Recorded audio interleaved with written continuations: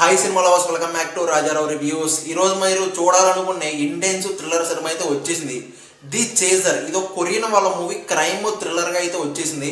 దీని గురించి అయితే మాట్లాడుకుందాం. ఈలోపు మన ఛానల్ని లైక్, షేర్, సబ్స్క్రైబ్ అలా కొట్టేసండి. కొట్టేసండి అలాగా.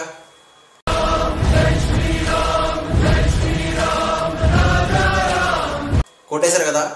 ఇది ఒక కొరియన్ వాళ్ళ మూవీ 2008లో అయితే రిలీజ్ అయింది. ఇప్పుడైతే యాక్షన్ థ్రిల్లర్ అండ్ క్రైమ్గా అయితే వచ్చేసింది. ఇందులో మెయిన్ పాయింట్ ఏంటంటే ఇది ఒక రియల్ లైఫ్ సీరియల్ కిల్లర్ని బేస్ చేసుకొని ఈ సినిమా అనేది తీశారనమాట. లిటరల్లీ ఈ పాయింట్ గ్రేట్ అని చెప్పాలి. ఇంకా మన మెయిన్ ప్లాట్కి వస్తే హీరో ఇందులో ఒక ఎక్స్ కాప్ అనమాట. ఇందులో నార్మల్ లైఫ్గా లీడ్ చేస్తూ ఉంటారు. టైంలో సడన్ టైం తర్వాత చాలా చుట్టుపక్కల కొంతమంది లేడీస్ మిస్ అవుతూ ఉంటారు. అతను ఏమనుకుంటాడంటే కొంతమంది వాళ్ళు పారిపోతున్నారేమో, లేచిపోతున్నారేమో, ఇట్లా సంథింగ్ అనుకుంటాడు అతను. కాకపోతే సడన్ టైం తర్వాత అతనికి ఏం తెలిసిద్దంటే లేదు, వాళ్ళు లేచిపోవట్లేదు, ఒక డేంజరస్ కిల్లర్ వాళ్ళని కిడ్నాప్ చేస్తున్నాడు, కిడ్నాప్ చేసి చంపేస్తున్నాడు అని చెప్పి అర్థమవుతుంది అనమాట. అప్పుడు హీరో ఆ కిల్లర్ని క్యాచ్ చేస్తాడా, అసలు ఎలాంటి కిల్లరో, ఇన్ టైంలో పట్టుకుంటాడా విలన్ని అని చెప్పి బేసిక్ ఇంకా సినిమా చూసి తెలుసుకోవాలి.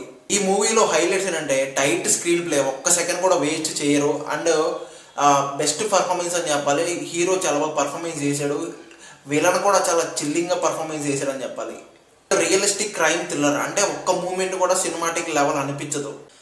And high intense chasing scenes అని చెప్పాలి. లిటరల్లీ చెప్పాలంటే దృశ్యం సినిమా లాంటి మీకు నచ్చితే ఈ సినిమా మీకు పక్కాగా నచ్చుతుంది. ఓవరాల్గా ఫైనల్ వర్డిక్ట్ ఏంటంటే ది చేజర్ ఒక మాస్టర్ పీస్ థ్రిల్లర్ అని చెప్పాలి. క్రైమ్ అండ్ థ్రిల్లర్స్లో one of the best movie అని కూడా చెప్పవచ్చు. ఈ సినిమాకి నా పర్సనల్ రేటింగ్ అయితే పక్కన ఇస్తాను. మీరు ఈ సినిమా చూసారా? మీ ఒపీనియన్ ఏంటి? కామెంట్లో తప్పక చెప్పండి. ఇంకా నా రివ్యూ నచ్చిన, నా వీడియో నచ్చిన లైక్, షేర్, సబ్స్క్రైబ్ చేయండి. మరిన్ని తెలుగు డబ్బుడు మూవీస్ అన్ని రివ్యూ మన ఛానల్లో వస్తూ ఉంటాయి. ఓకేనా? Thank you.